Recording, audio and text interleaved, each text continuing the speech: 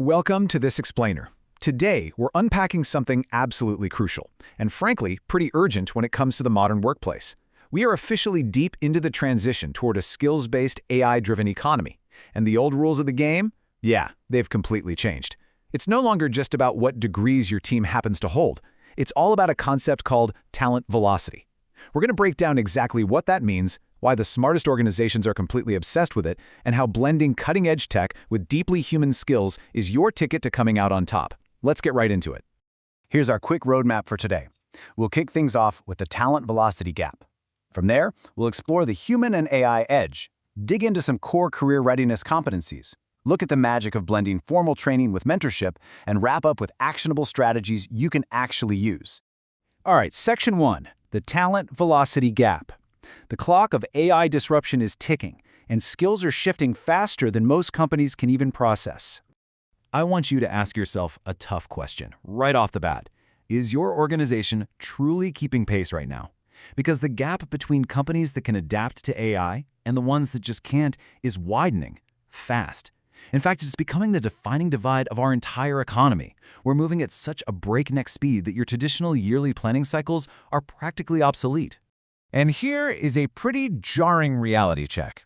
According to the 2026 LinkedIn Talent Report, a massive 86% of companies currently lack adequate talent velocity. Think about that.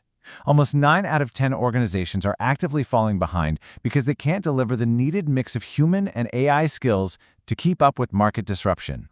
So what is it that they're missing? Well, talent velocity is your organization's ability to do 3 specific things in real time. First, see the skills you already have. Second, build or acquire the skills you need. And third, actively mobilize that talent to jump ahead of market demands. Right now, the data shows that a tiny 14% minority of companies are actually acting as velocity leaders. They're the ones racing ahead, predicting exactly what they need and moving their people into the right roles fluidly.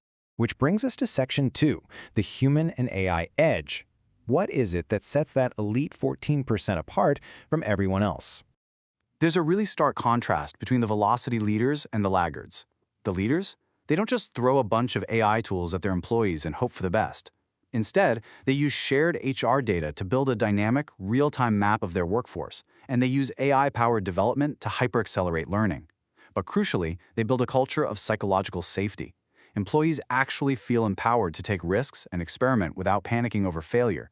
The laggards just aren't building those kinds of ecosystems.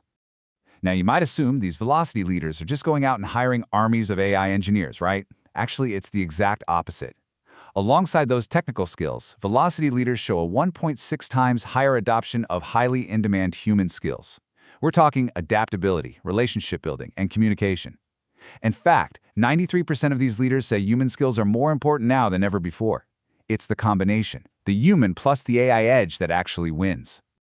The OECD Learning Compass 2030 totally backs this up, noting that social and emotional skills can be equally or honestly even more important than cognitive skills. Why is that? Well, as AI comes in and automates all those routine tasks, uniquely human capacities like creativity, emotional intelligence, and complex problem-solving become your ultimate competitive advantage. It's incredibly ironic, but automation displacing routine work is the exact thing that elevates the human element. Moving on to Section 3, Core Career Readiness Competencies. If human and technical skills give us the edge, how do we actually define that foundation? The National Association of Colleges and Employers, or NACE, gives us a fantastic framework here. They've identified 8 core competencies for a truly career-ready workforce. It ranges from career and self-development to communication, equity and inclusion, leadership, and technology. You can really think of this as the master blueprint for the skills-based economy. Let's zoom in on a couple of these to see how they play out in the real world. First up, technology. But here's the kicker. Being technologically competent today doesn't mean everyone has to be a software developer, not at all. Under this framework, it means you can navigate change, stay open to picking up new tools on the fly, and actually apply those technologies ethically. It's all about manipulating information and using tech to hit strategic goals, not just memorizing how to click through a specific piece of software. Now contrast that tech agility with interpersonal skills from the employability skills framework. This is your teamwork, your leadership, your conflict resolution. It's your ability to build collaborative relationships, respect completely different viewpoints, and step up to guide a team when things get rocky.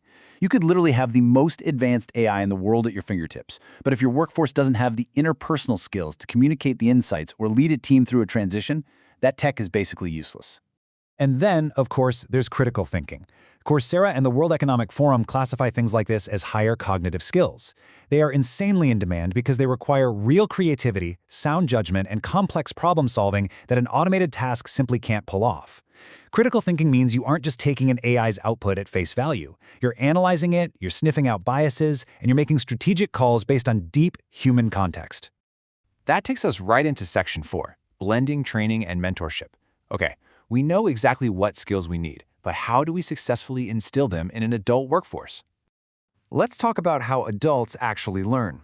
Research from Tech Class highlights the 70-20-10 learning model, which is pretty widely recognized. Notice that only 10% of learning actually comes from formal education and training. Just 10. Another 20% comes from developmental relationships, like mentoring.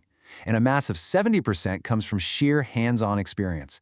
If you are relying solely on formal classroom-style training, you are skimming the absolute tip of the iceberg. True talent velocity requires activating that other 90%. Let's weigh these two approaches. Formal training is fantastic for structure, scalability, and being highly measurable. You can train 1,000 people on a brand new AI compliance policy all at once. But it is often very theoretical. Mentorship, on the flip side, is hyper-personalized. It enables the transfer of that deep, unwritten institutional knowledge, and it builds those vital real-world soft skills right there in the trenches. Formal training hands you the theory, mentorship gives you the practiced wisdom. You absolutely have to have both working together. And the return on investment here is wild. Look at this famous corporate study done at Sun Microsystems. Employees who were mentees had a massive 72% retention rate. The mentors themselves weren't far behind at a 69% retention rate. But the folks who didn't participate in the program at all, only 49%. Mentorship doesn't just accelerate those power skills we've been talking about, it drastically boosts engagement and retention because it builds a culture where people genuinely feel valued. Finally, Section 5, Strategies for Future Success. How do we take all of this insight and turn it into an actionable playbook for your team? The SHRM Foundation lays out a brilliant 5-step framework for building these power skills into your DNA. First, assess. Pinpoint the skills you have right now versus what you'll need tomorrow. Second, develop. Bake both formal training and that critical mentorship into your programs. Third, model. Leaders have to walk the walk, demonstrating empathy, adaptability, and psychological safety from the very top. Fourth, measure. Actually track your progress using real performance metrics. And fifth, sustain. Align your hiring and your internal mobility around a skills-based approach so your talent ecosystem stays fluid. Which leaves us with one final incredibly important question for you to chew on. Are you building a workforce that is truly ready for whatever comes next? This transition into the AI economy, it isn't waiting around for anyone. But by prioritizing talent velocity, championing those human and technical competencies, and blending structured training with impactful mentorship, you can easily move from being a laggard to a leader. The entire blueprint is right here. The only question now is, what step are you going to take today?